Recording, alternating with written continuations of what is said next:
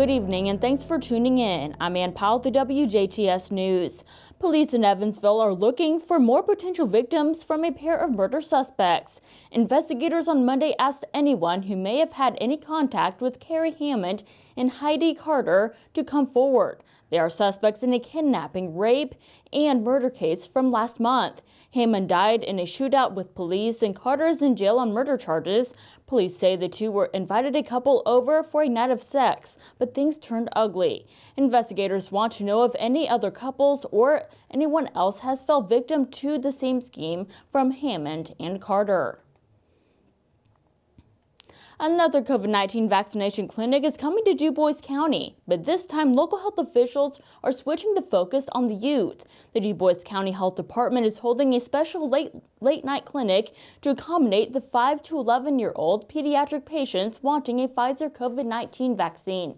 The clinic will be held at the DuBois County Health Department from 3:30 to 6 p.m. on Tuesday, November 30th. A parent must be present for anyone between 5 and 18 years old. If this is not an option, then you must complete the consent for COVID-19 vaccination form, which is posted on the DuBois County Health Department's Facebook page.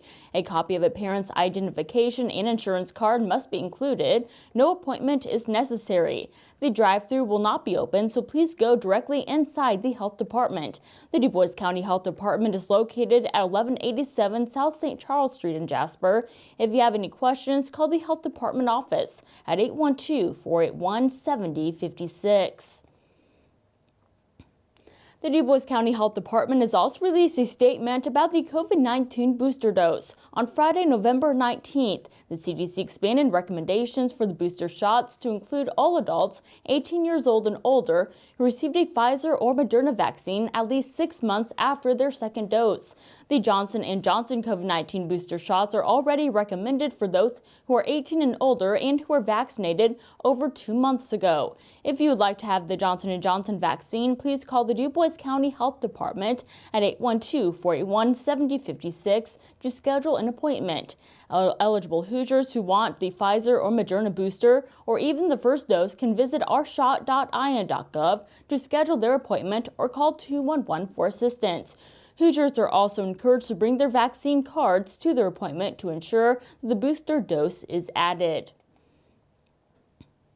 Indiana's Attorney General is doubling down on his insistence that parents and not the schools make the decision for kids. Attorney General Todd Rokita yesterday issued a new parents' rights memo, this time focusing more on vaccines. Rokita says that there are no statewide requirements that kids can get the coronavirus shot and said that parents have an absolute right to make health care decisions for their children. Rokita said in his open letter that schools should not play a supporting role and that parents lead in raising and educating our children.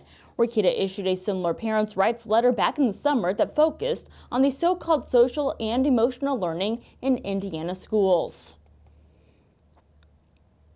Indiana's governor isn't fully supporting the plan to stop vaccine requirements in the state. Republican lawmakers are ready to vote on legislation that would stop companies and universities from requiring people to get their coronavirus shots.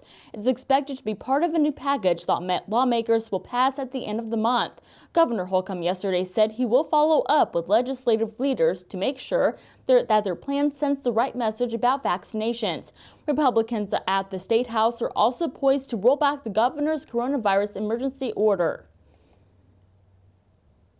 DuBois County is in the top 3 for the lowest jobless rate in the state. DuBois County tied for second place with an unemployment rate of 1.6% for the month of October. Both Martin and Davies counties were not far behind, ranking third in the state with a 1.7% jobless rate. And the numbers for our surrounding counties include Warwick County at 2%, Gibson at 2.8%, Spencer at 1.9%, Knox at 2.1%, Perry at 2.2%, Pike County at 2.4%, Crawford at 2.5%, and Vandenberg at 2.7%, and in Orange County with a 3% rate. Indiana's unemployment rate stood at 3.3% for October, and the national rate was 4.6%. The city of Jasper will have different hours this week for the Thanksgiving holiday. The Jasper City Hall Street Department and all utility administrative offices will be closed on Thursday and Friday, November 25th and 26th for the Thanksgiving holiday. The Jasper Street Department and Resource Recovery site will also be closed on Saturday, November 27th. Trash and cardboard recycling normally collected on Thursday, November 25th, will now be collected on Wednesday, November 24th. Trash and cardboard collected on Friday, November 26th, will now be collected on Monday, November 29th. Trash and cardboard recycling pickup will be on the normal schedule for the rest of the week. Make sure to have your cardboard recycling and trash out by the curbside by 7 in the morning. City of Huntingburg offices will also be closed on Thursday, November 25th and Friday, November 26th for the Thanksgiving holiday. Offices will reopen on Monday, November 29th at 8 a.m. All Indiana Bureau of Motor Vehicle branches will also be closed for the holiday on Thursday, November 26th and Friday, November 27th. Branches will resume regularly scheduled business hours on Saturday, November 28th.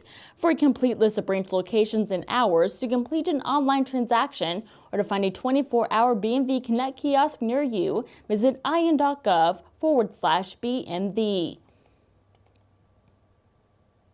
This Thanksgiving, travel is expected to rebound to nearly pre-pandemic levels, and according to AAA, 48.3 million people are expected to get on the roads for the holiday season, an 8% increase from last year. Unfortunately, heavier traffic combined with declining seatbelt usage and the prevalence of impaired driving makes the travel period particularly dangerous for road users. In response, state and local law enforcement agencies are gearing up for the Safe Family Travel campaign.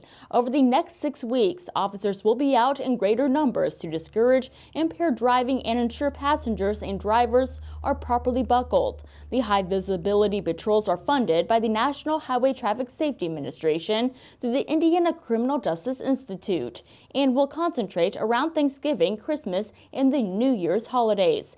In Indiana and nationwide, reckless driving incidents remain higher than they were during pre-pandemic times. As of early October, 683 people have been killed in crashes across the state, which is an 8% increase from the same time in 2019, and on pace with 2020, one of the most deadliest years in the past decade. With one of the busiest travel periods still ahead, officers will be working to reverse this trend by focusing on impaired and unrestrained driving, two of the major causes behind the rise in fatalities. Of the total number of vehicle occupants killed in crashes so far this year, more than 40% were not wearing a seatbelt. Moreover, seatbelt use in Indiana declined for the first time in 5 years from 94.9% before the pandemic to 92.9% before consuming alcohol. Plan a sober ride home, such as a designated driver, or use a ride service or public transportation. Motorists are also encouraged to call 911 if they encounter any impaired driver or unsafe driver when on the roadway. However, impaired driving isn't the only concern during the holiday season. Winter weather also poses challenges for motorists, and it's important to be prepared. Always have an emergency kit in the vehicle with food, water, a phone charger, sand or cat litter, flares and bright LED alternatives, a flashlight, and blankets. Keep the vehicle full of gas and make sure the battery is strong, fluids are at the correct levels, and the spare tire is properly inflated. Indiana is receiving millions of dollars to enhance the quality of life. The Indiana Destination Development Corporation received a $5.6 million grant from the U.S. Commerce Department's Economic Development Administration. The EDA awarded $314 million in grants through 34 states and the District of Columbia to revitalize travel, tourism, and outdoor recreation. The U.S. Economic Development Administration allocated money based on employment loss and share of the state's gross domestic product, or GDP, in the leisure and hospitality sectors. Indiana was one out of 34 states in the District of Columbia to be awarded the funding in the first round. The funding for the grant program was allocated by the American Rescue Plan. And stay tuned. Weekly forecasts and sports with Kirk Guxel are still to come on the WJTS News.